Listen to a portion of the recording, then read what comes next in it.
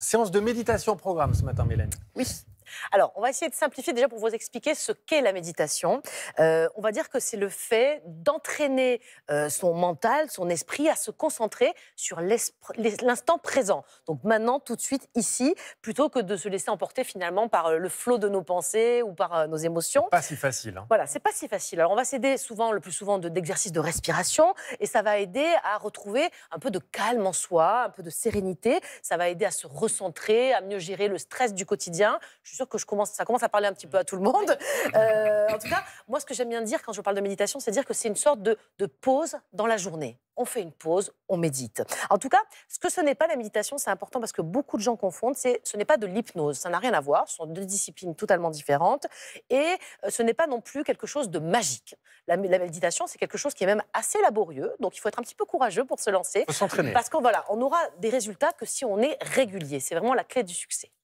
Alors, on a des preuves sérieuses de l'efficacité de cette méditation, parce qu'on en parle beaucoup, mais est-ce que c'est juste du ressenti ou est-ce qu'il y a Non, des... non, il y a vraiment beaucoup de preuves scientifiques. Ces dernières années, il y a de nombreux scientifiques qui se sont intéressés à ça, qui ont mené des études. Alors, certaines, elles ont même porté sur des milliers d'adeptes de la méditation. Et ce que l'on peut retenir, ce qu'elles ont montré, ces études, finalement, de plus solides, on va dire, c'est que méditer, ça permet de réduire les symptômes anxieux. C'est pas rien, déjà. Hein. Ça permet également de réduire le risque de dépression. Quand on compare en tout cas des pratiquants à des gens qui ne méditent pas. Réduire ou guérir? Voilà, c'est exactement la petite nuance. Ça permet de réduire, c'est ce que montrent les études. Peut-être que dans certains cas, vous savez, les études, c'est une moyenne. Hein, donc, dans certains cas, il y a peut-être des guérisons. Mais en tout cas, on parle de réduction de symptômes, c'est important.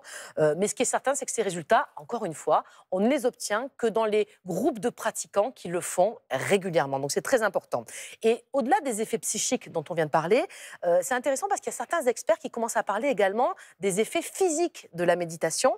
Alors, bien sûr, la méditation, on s'en doute, elle agit sur le cerveau. On dit que c'est un exercice mental, donc ça agit sur le cerveau. Ça, c'est assez intuitif. Il y a des travaux qui ont montré que ça permet même d'augmenter la matière grise dans des zones du cerveau qui servent à l'apprentissage ou à la mémoire. Donc là, vous voyez, c'est quelque chose de palpable, de concret, mais ça pourrait même avoir des bénéfices sur la santé cardiovasculaire, puisque on l'a vu, la méditation, elle agit sur le stress, et le stress, c'est très mauvais pour le cœur et les vaisseaux. Donc en améliorant le stress, effet boule de neige, on peut améliorer la santé cardiovasculaire. Mélanie, là, on a l'aspect théorique, et c'était bien de planter le décor. Concrètement, là, si je veux m'y mettre dès demain, comment on fait? On y va, c'est parti. Le premier conseil que je peux vous donner, c'est de commencer petit. Parfois, on dit voix grand, là, non. Commencer petit, c'est... Des petites sessions. Voilà, c'est un peu comme les bonnes résolutions.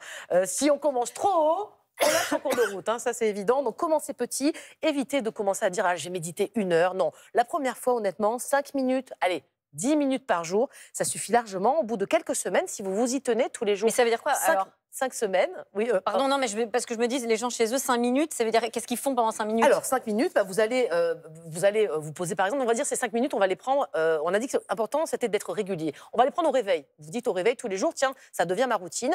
Vous pouvez même mettre un petit rappel sur votre téléphone. 6h25, méditation, 6h30, télématin. Voilà. Et il y a 5 minutes qui sont consacrées à la méditation. Donc, on ferme les yeux, vous voyez, on est encore au calme. Les enfants, les maris ou les femmes grognons du matin sont pas réveillés. C'est le bon moment pour faire des exercices guidés. Et ensuite, on met le téléphone de côté, quoique, parce que le téléphone, c'est un très bon outil, justement, pour les débutants, pour la méditation. Il y a plusieurs applications qui sont très utiles. Alors, moi, j'ai testé, par exemple, Petit Bambou. Vous connaissez peut-être, avec les enfants. Ça marche très, très bien. Et puis, c'est bien expliqué. Il y a une partie du Même sans les enfants. Hein. Ouais, on peut le faire tout seul, hein, bien sûr.